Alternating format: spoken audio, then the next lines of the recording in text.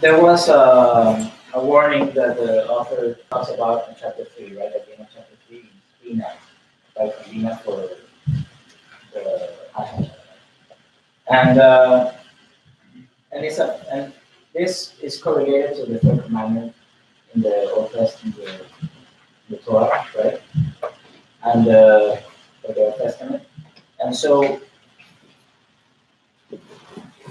it's basically, you shall not uh, have a wrongful use for the name of God, right? You shall not use my name in vain. So it says here from the Oxford Bible, you shall not make wrongful use of the name of the Lord your God, for the Lord will not acquit anyone who misuse his name. So, and he says later, with understanding and knowledge of the divine names comes power. So, and it is very important not to misuse power. And so this is very interesting because the next chapter is Daath. And Daath means knowledge. So Binah means understanding, and Daath means knowledge. But he says with understanding and knowledge comes power. Comes power. Why? The question is why? Because if you know what you are saying and you truly understand it, the energy that you're using can be materialized. Whereas at least whatever you're saying is much more powerful. It has more energy. So it is not the same. There was a ninja master who one time he said, if you know what to do and how to do it, you can make the impossible seem commonplace. So if you know how to do and how to do it, that means understanding. You understand what you're doing. You know how to do it. So it's important. So if you know and you understand, you have a complete understanding, then there's a lot of energy. It's not the same as someone saying one name or saying something, and something very different is when you truly know what you're saying and what you're doing at the different levels where you're actually. So these names of God are very, very important, and they're very, very powerful. The vibration is very powerful. So a long time ago, so basically you do not use it. This is why in the Hebrew tradition, they do not say the names. Period. You just don't say it. But it's more. They're written all in consonants. They're no vowels.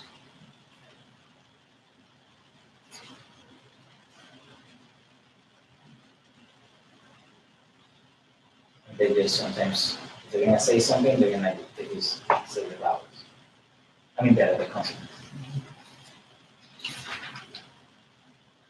So,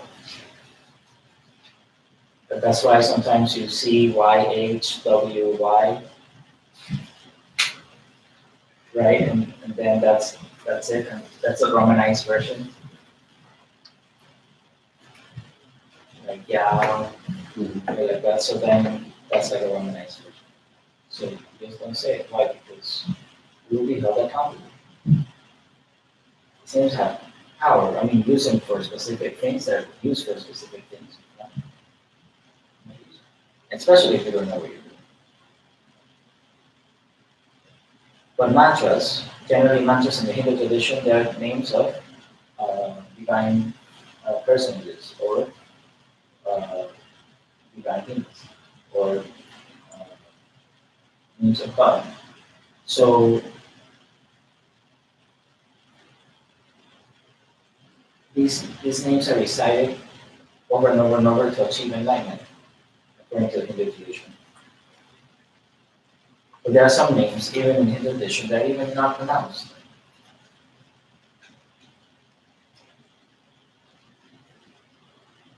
Generally, these are the names generally that they repeat are those of um, what they call incarnations of God, right? Like incarnations of Vishnu, or the love aspect of the divine supreme. So what are these? But we are all manifestations of the divine supreme. Yes. So, but these are great teachers that have achieved oneness. They are called incarnations of the love aspect of God, from the Vishnu. So these are great names of power. Within the that of the divine supreme being is beyond pronunciation. Because why? Because it's beyond that.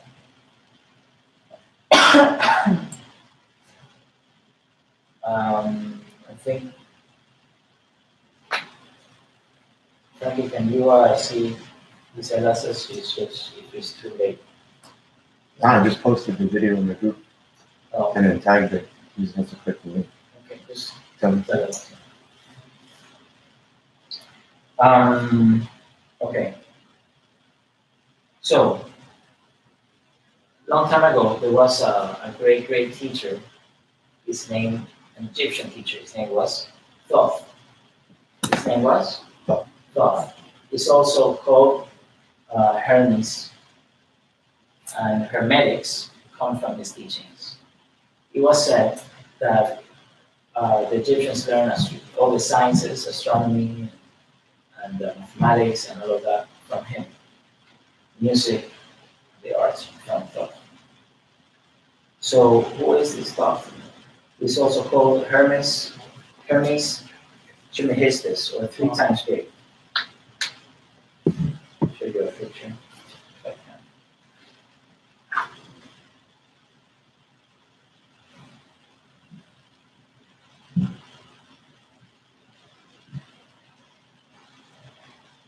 These are just a rendition of Thoth.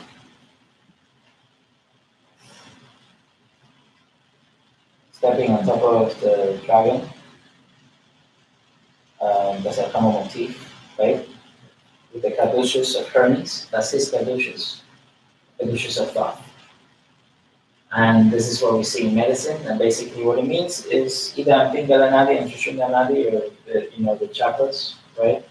And the nadis, or the energy channels that go around and between the chakras, right?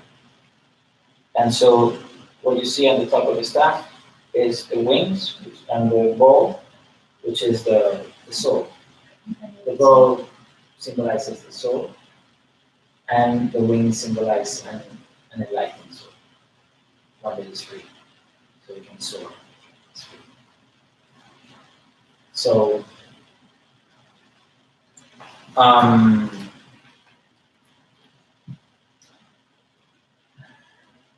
so Thoth was an actual historical figure, and he had writings.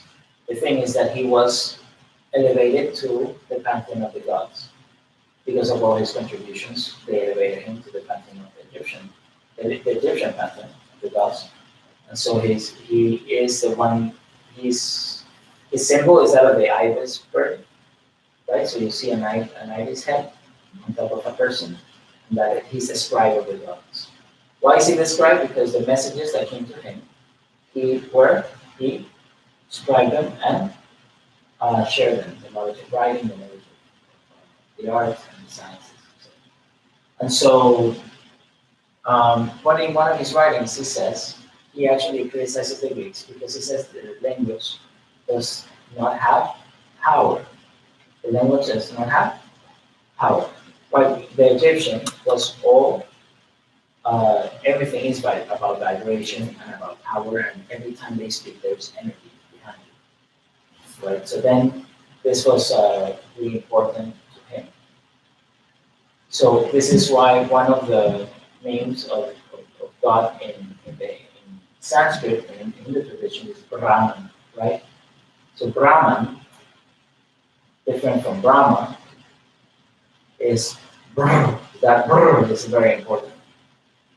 Why? It's because of they're trying to imitate the vibration that one feels when one's meditating and feels the Om, and that primordial sound, that primordial vibration is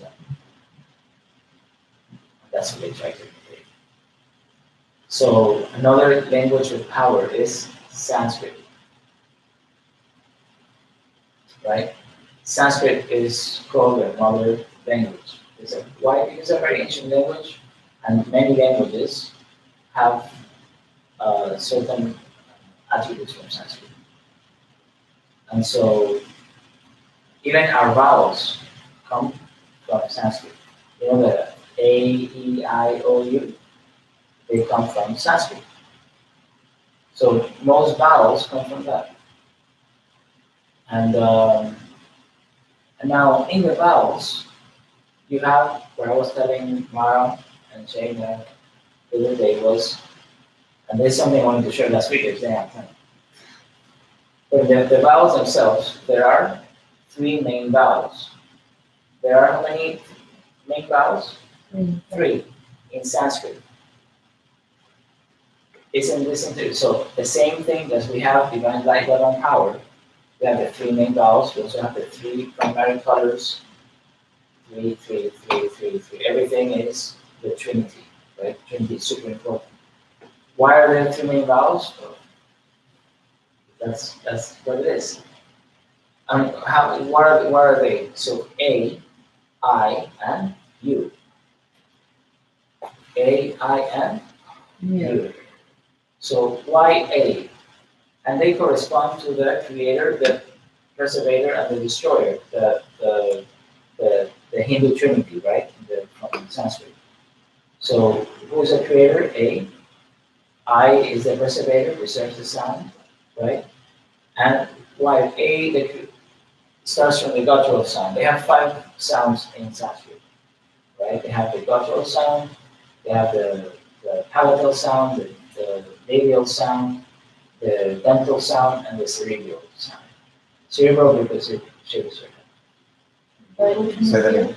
Huh?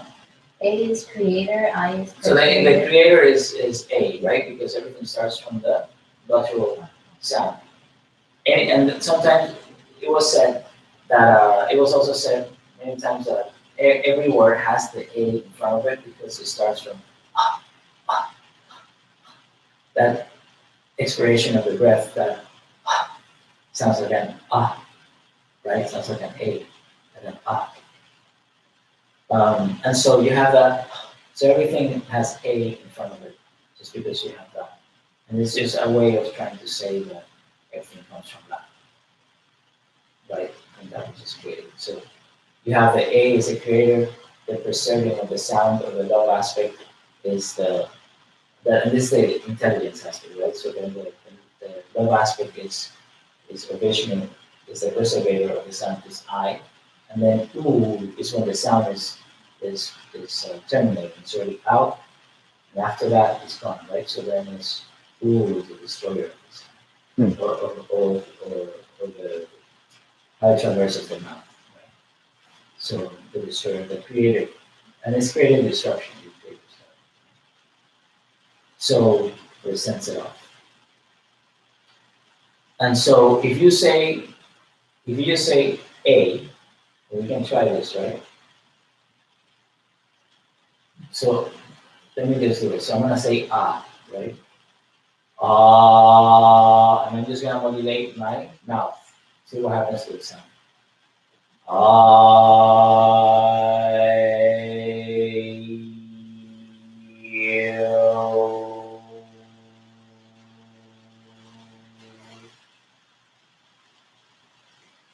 So it's like in Spanish, A, E, O, U, right? So just by modulating your mouth, the sound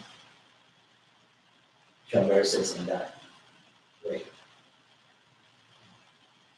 Now say, can you guys do that? You feel the vibration. feel the vibration? Where? Here, right? The right? In that area. Now say E. Now when you say E, try to shoot the vibration to your palate, in the palatal area on the top of the palate.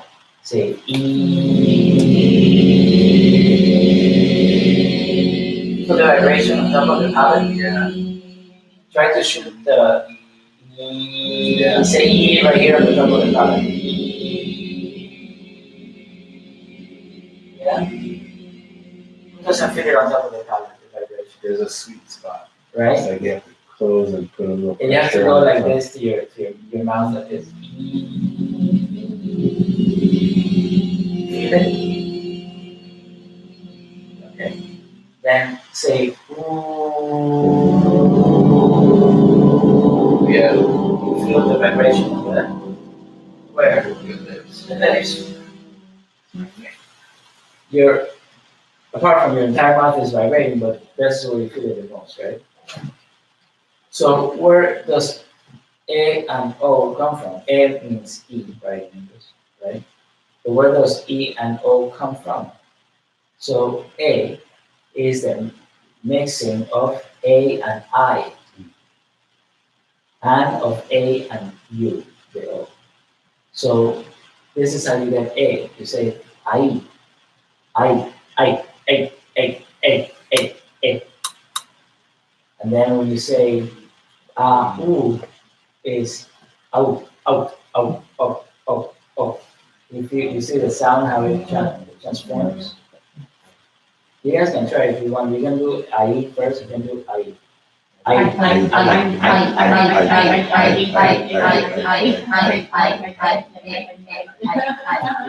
hear it? The air sound. And then ooh is out, out, out,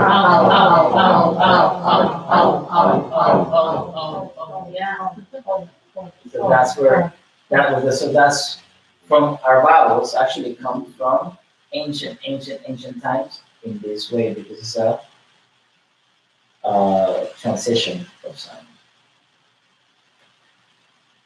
But there are three main vowels, and from these three main vowels, other sounds come about, like the three main, three primary colors. Can you meditate on that? Yes. Okay. It seems like really painful. Look, you want to do the experiment? Mhm. Okay, so just close your eyes. We're gonna do this. Let's do it first. Okay, so we're gonna do only you say and modulate your mouth like this.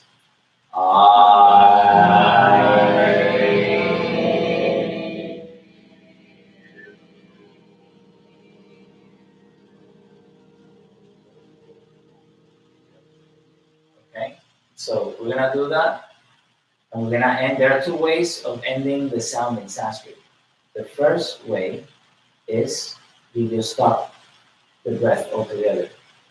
You say oh, and you say oh, oh, and you stop the sound. Then the other way is by closing your mouth.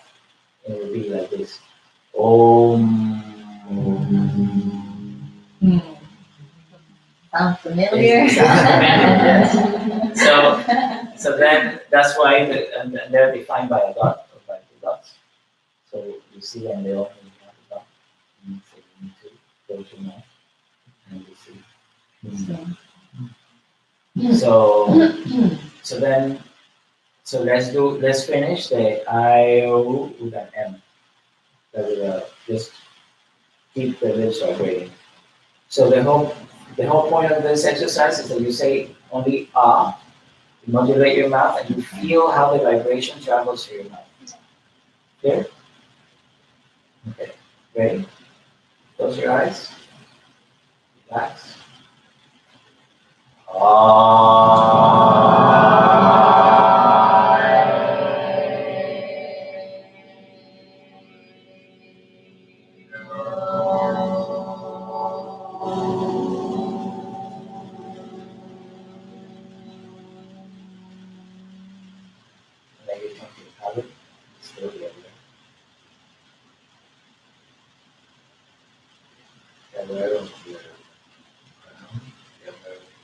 whole mouth area, throat, all the way from your throat to the top of your mouth to your lips.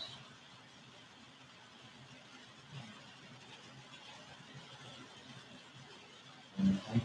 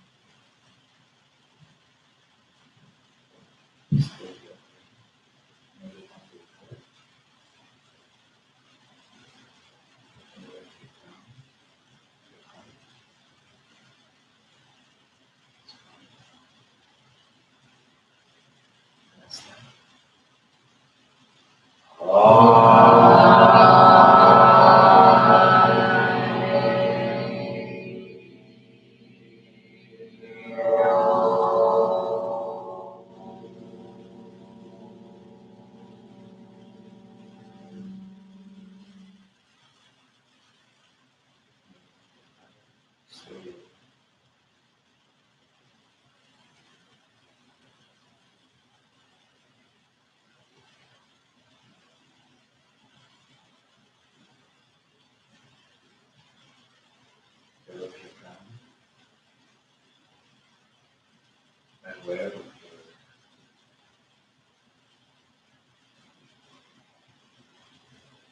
your dental chakra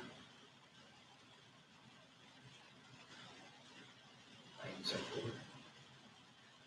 You're aware of lines up, you're aware of lines out.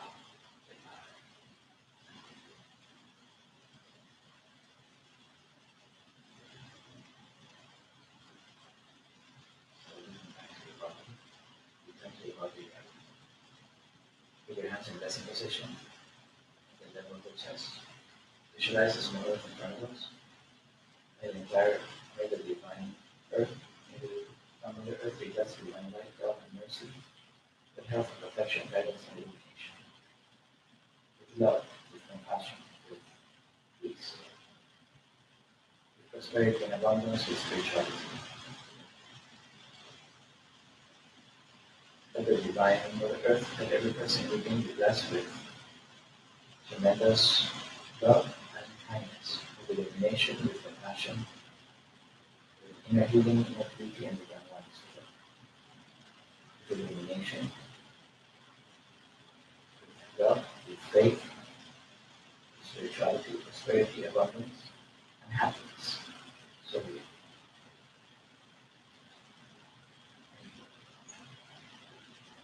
How do you guys feel?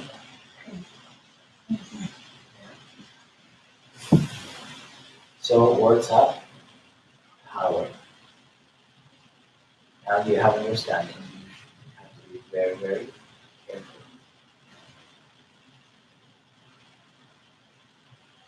What you say.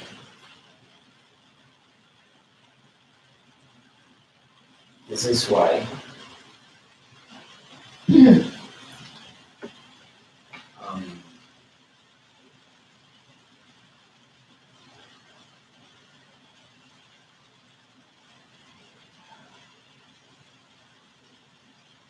that's why the Lord Christ says it is more important what comes out of the mouth than what goes in. The seven headed eye is important. All these things are important. Keeping the temple healthy is important. Though that does not make all these things unimportant, but even more important than that, which imagine how important that is, that whatever comes into your body, whatever comes into the mouth, is super important because this is what keeps your body healthy. But even more important than that is what comes out of the mouth. He didn't say the other stuff wasn't important. He says it is more important what comes out of the mouth than what comes into the mouth. And if what comes in is super important, imagine how much more important is what comes out of the mouth. And again, this is still symbolic. Why? The mouth has to do with communication, with expression. It is also very important what comes out of your mind. What comes in your expression from your hands, but also from what is not seen, which is your thoughts, your emotions, your words, and your actions. Every form of expression is super important. So, in Question: is there some sort of relationship between the vowels and also like our bodies, you know, the physical body, the emotional body, the mental body? Can they also be described as the creator, the perpetrator, the destroyer, the Holy Trinity, love, light, power? well, we just did that. But we said that, yeah, remember, is the creator. Now I'm talking our bodies, the physical body, the emotional body, and the mental body. Yes, of course. All of that, that's why you have foods. And everything is that. So the Egyptians used to say, right? As I said before, the Egyptians used to say that since we have thought today, that so you remember how this is a good question. How we have give me a favor. Open this right here and pass me the book for George Cabalistic George Player. You got to know the light behind it. It's right there. It's blue. It's with all the kind of healing books. It's a short blue book. You got to know the light behind it. So What is it called? Kabbalistic meditation in the Lord's Prayer. So everything is in threes. You know. So everything is so the Egyptians used to say, the Greeks used to say, first you have the dot, then you have two dots, which means it's the line. And then you have the three dots, which is the triangle. And then from the triangle comes a three-dimensional prism. Another fourth dot will make it into three-dimensional, right? Space. So the Egyptians never began with the dot. In their mathematics, they began with the triangle. Why? Because they said that everything is a threefold being. We're all threefold beings. And everything is threefold. And it is from the Trinity that we have priority, and that we have also all of creation comes. So just like the colors, we have trillions of colors and more, and all come from the three primary colors. Everything that we see, in all its shades and in all its different magnitudes, and from those three colors. And the same with the vowels. The same with in the Hebrew alphabet, they have three main letters, and all the letters come from those. So they call it three letters. So yes, there is the personality, as the philosophers call the lower nature of man, is right, the physical, the physical, the emotional, the astral, and the mental. So this is the mental body, the emotional body, or the astral body, and the physical body. So this is one's lower nature, a person's lower nature, right? And so these are the vehicles that we use, that our soul use, as our souls use to be here and to learn. So can they be? Yes, of course. You have the different, for the fundamental. It's the same. So it's the same as above, so below. Fundamental, right? It's the highest. Everything comes from the mind first, right? Before you become materialized. So you have power, and then love, which is the one for emotion or astral, and then the physical being intelligence, or the act of intelligence, which is creation. It manifests. It's manifestation. And the intelligence of the body, of the intricacies of the brain and the body and all these different intricacies. So that's that. Now, but because it is important, in the Lord's Prayer book, Master Choa, the author talks about, it says, "Hallowed be thy name." And remember that the commandment that is attached to Binah has to do with passion, bodies, and everything. And the Lord's Prayer, when it says, "Hallowed be thy name," uses two chakras, two specific chakras, which are the Ajna chakra and the throat chakra, which is the next chapter that we're going to cover, right? So the Ajna chakra is, what is the name in the Kabbalistic? Binah, and the throat is Daath, right? And they both mean what? Understanding and knowledge. Binah means understanding, Daath means knowledge. So when you say, the meditation of Lord's Prayer, every phrase has to do with is connected to a different chakra or combination of chakras. And here is holy be thy name. So holy be is the ashna, thy name is the throat chakras. So then he says, be aware of your ashna chakra. In Kabbalah, this is called Binah, which means understanding. And he says, be aware of your throat chakra. In Kabbalah, this is called Daath, which means knowledge, or the concrete mind. Be aware of your ashna and throat chakras. Silently say, holy be thy name. What comes out of the mouth is more important than what goes in. What comes out of the mind, what comes out of the mouth must be holy. It must be good. It must be wholesome, pleasant, non-injurious, and correct. Non-falsehood. Only what is good shall come out of me. Only good shall come back to me. This is the law. That's why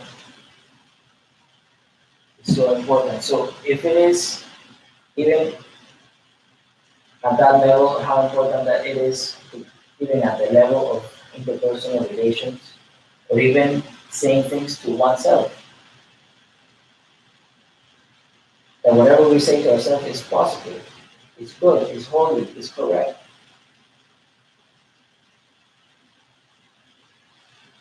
How much more when we say it to other people? How much more when we are talking about a divine holy name?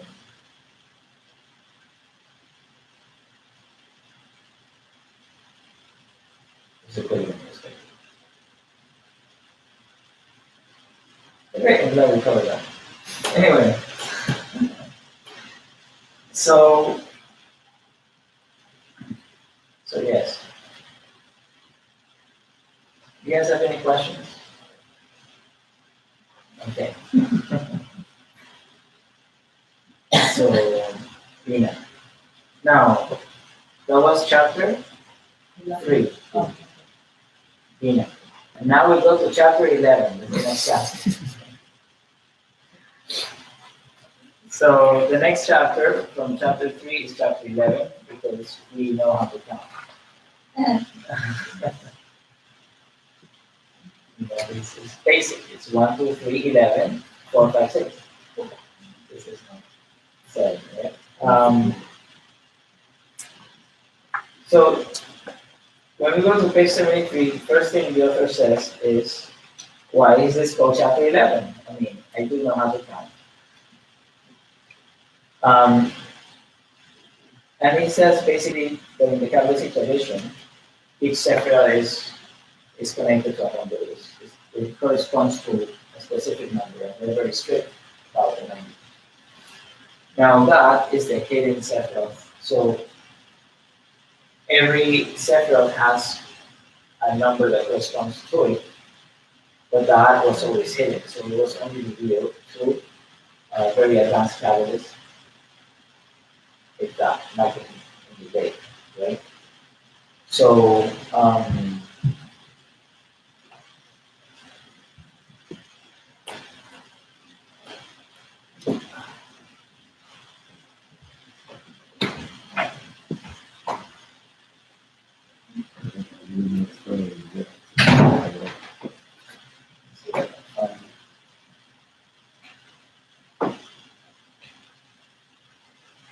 okay. So the Kabbalistic trip look like this. Normally it looks like this. You see there's no dot, there's only 10. So it goes from 1 to 10. Now this is very interesting because number 1 is the crown center. Number 1 is the crown center. In a lot of teachings today, number 1 they always start from the bottom. They say number 1 is the root chakra. That's so that teachings are hidden. So that people then become the power. Now, but why is this? But here already is hidden. People don't know that this was actually the chakra system. But why? But why is one the ground? Entry point is returning into the body. We come from, we're souls, we come from above, right? We're not from this. So obviously this is why. But when we focus on the physical first, then of course we normal thing to say that lowest chakra is number 1, the root chakra. So that's what in reality it's the furthest one.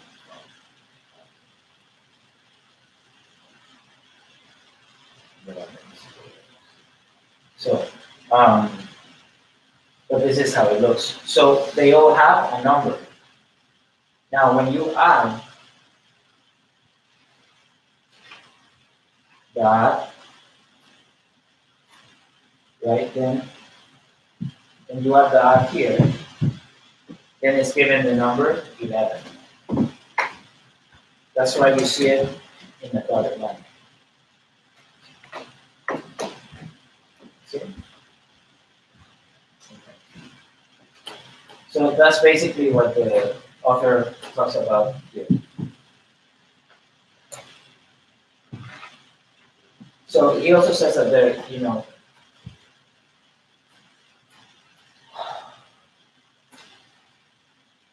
I'll come back to this, but it's 16 petals, right? Because there are 16 petals with a majority of blue prana and some green and violet pranas. It's mainly good. Now, so we have Kabbalah and numerology, right? Is the next section. So he says that Kabbalah frequently uses numerology, and the sephirot or the chakras have corresponding numerological values. And so the values are as shown, as you guys saw, right? You see in the chart.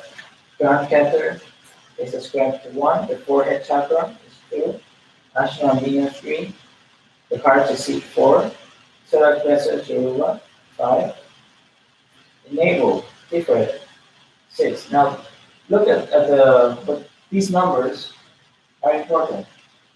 Look at the solar plexus chakra. What is the solar plexus chakra's number? 5. What is why 5? If you see that Yoruba, right, is like strength. It's also it's the lower is the chakra, the center for lower emotions. Now, lower emotions does not mean negative emotions. They're just lower vibration. So the heart chakra is 4, right? And the heart chakra has to do with love and higher emotions, with love and loving kindness.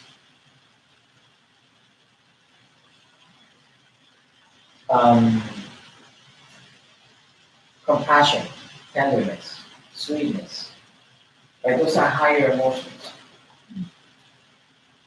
Now, what are good lower emotions? Justice, enthusiasm, motivation, strength, right? Justice. And why do I say justice twice? Justice. What are the sheriff? How many? What is the sheriff star? How many points does it have? No, the sheriff 5. The original ones they have 5. So that 5 is for a reason. That's why you see 5. It has to do with justice. It also has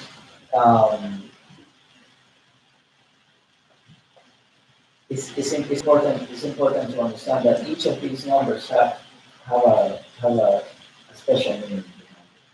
They are ascribed to that chakra for a specific reason. Not just that we just give it a number. There's a reason behind it.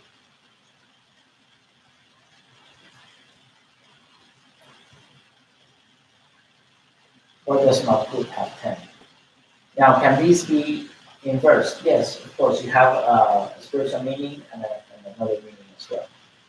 Like Malkut, right, the lowest chakra, the basic chakra has 10. 10 is the combination of the journey of all numbers of creation. Right? So if the combination of creation was finally creating a physical body, the basic chakra controls the skeletal or the muscular system of the body.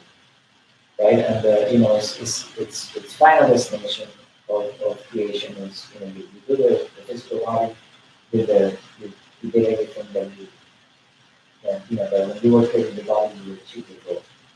You culminated, you achieved everything. So that is the goal.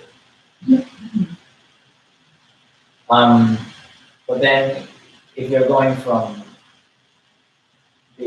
down up, if you're going from the root chakra up above, can this be 10? Yes, because you at least got to that combination and then you continue to to continue. So it can be seen in different ways, but this was this was the order that was given, and I think in a good way because we are not physical beings, we're spiritual beings having a physical experience, having a human experience, and so everything comes first in the head. So why do we give 11 to that? Because it was hidden. So you have the numbers there, and then the hidden chakra is obviously the next number. So in going over minor arcana and with this Daath correspondences. So we haven't gotten there yet, but we're going. That's a good question. That's a very good question.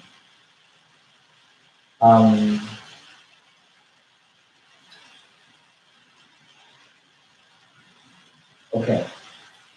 So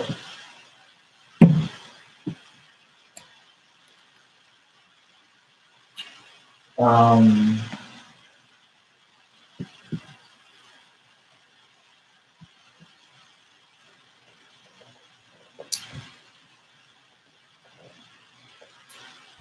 okay, so then the author, I have to start this now.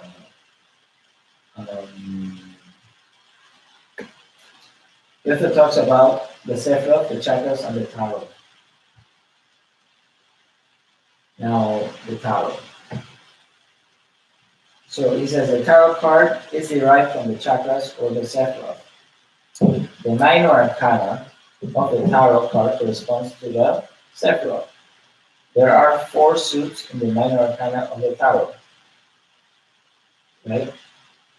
You guys know the 4 suits? You have the wands, you have the pentacles, you have the spades or the swords, right? And the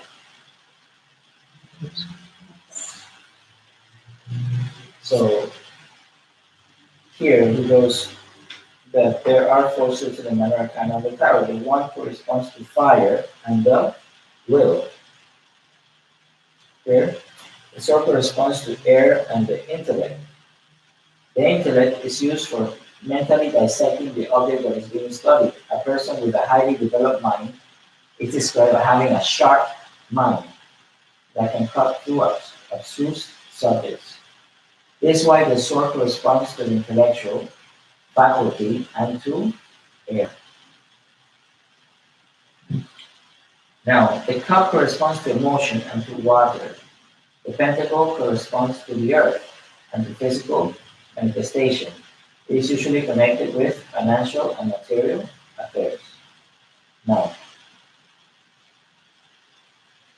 theories he gives that the crown chakra Keter corresponds to the ace. The forehead chakra corresponds to card number 2 in the minor arcana. The Ashna chakra Binah corresponds to card number 3, just like what you have in the numerical values here. Right? The heart chakra to seed corresponds to card number 4. Solar plexus chakra, the Ruga, corresponds to card number 5. The navel chakra, Tiferet, corresponds to card number 6. And the spleen chakra, Netzach, corresponds to card number 7. The Meng chakra, Hod, corresponds to card number 8. The sex chakra, Esod, corresponds to card number 9. The basic chakra, Makut, corresponds to card number 10. So Shana asks, how about number 11? Where is that? And he tells, by understanding the 11 major chakras, it is very easy to derive the meaning of the Sephiroth and the corresponding cards in the minor arcana. Sufficient guidelines have been given to the readers to be able to deduce the meanings of the cards in the minor arcana. Basically, he did one of these.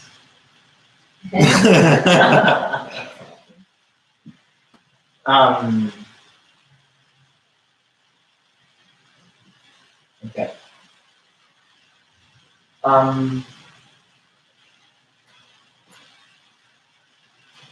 I'll probably talk about that next week, just because of the time. But I'll say the following.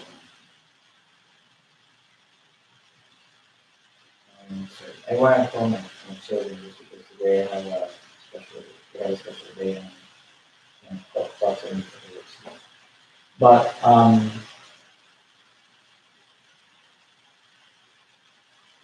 the tower. Isn't it interesting that the author brings the tarot into this? Right? What's the purpose? You could have just said 11. You could have said numerological values. You didn't have to bring the tarot into it. Why in this chapter?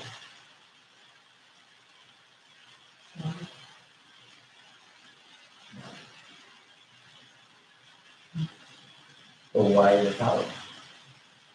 Because they use it to predict people's lives, they're reading their energies. In a way. So The answer is later in the chapter, but remember Thoth? Our friend Thoth? So, the Master Thoth, he, the tarot sometimes is called the book of Thoth. And it is not only used for divination. Did I say something? It's not only used for divination. It is said that it's an actual book. Where the name of the tarot comes from, it is unknown. It's spelled Thoth. Thoth. So what is interesting is that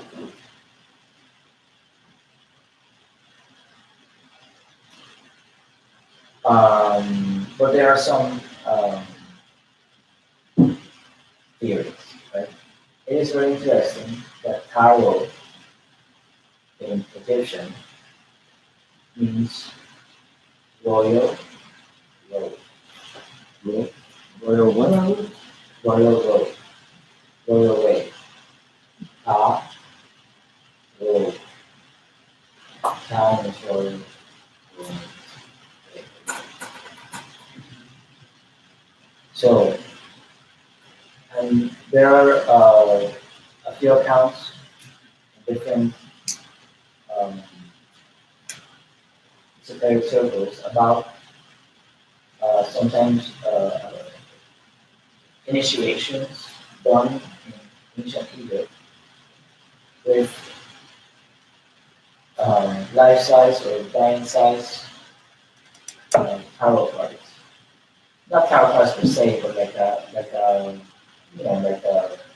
rendition of a similar symbolism that you will find in a tarot card, having the initial go through the different stations of each.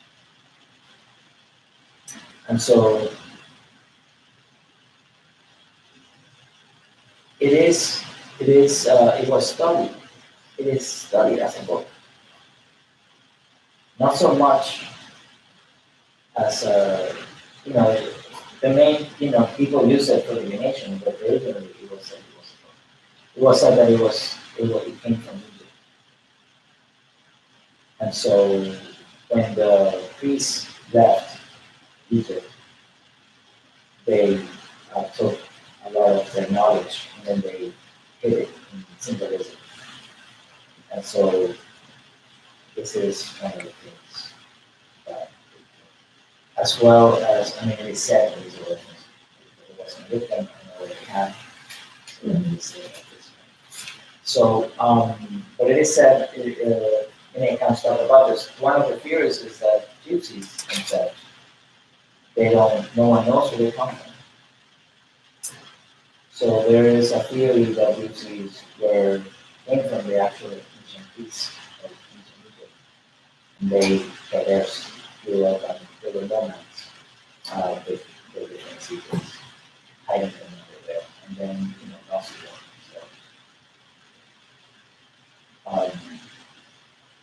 But think about this as to, so read the chapter next week, so I can make one point. And then you guys can talk amongst yourselves for this last 10 minutes. But I do want to call my kids. I'm sorry, just without 10 minutes. We can talk about it more and come back. But think about it. Like, why is the author then reading the Tower of Good?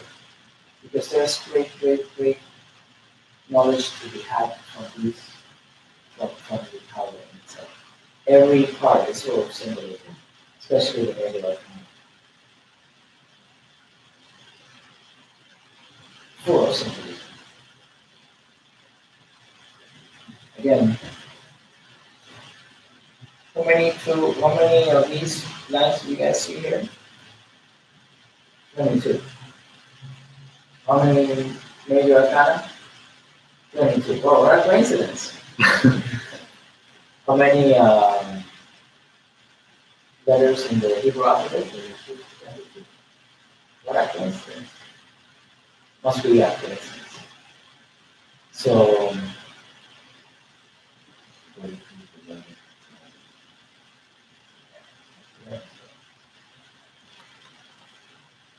see, you said too much. Alright. Exactly.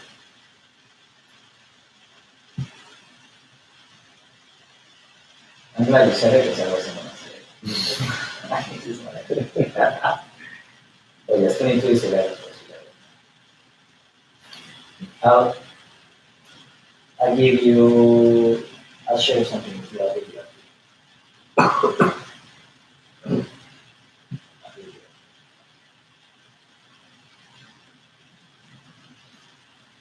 So we spoke, Shane asked a question about the lower, right? So we spoke about the physical body, the astral body, the emotional body, and the mental body. Yes? How many are those? Three. Now, but each of these bodies have a lower and a higher version. So the physical body, you have the etheric body. They are both considered physical. Just that the etheric is a higher physical, and this is the dense physical. You have the lower astral and the higher astral. So the lower emotions are where is the center for lower emotions? The solar plexus chakra. Again, you have to do that. Solar plexus is good. It's for drive, for enthusiasm, for justice, for strength. And then you have a higher emotion center, which is the heart center. You have a lower emotional body and a higher emotional body. You have a lower mental body, right? Complete mind. You have a higher mental body, right? So yeah. So you have 11, and you have 11. Lower and up. Okay, good. So anyway, thank you. I'm not gonna close this. I'm gonna go on that, and then you guys need to go. You can just invitation to you. You guys can talk among yourselves.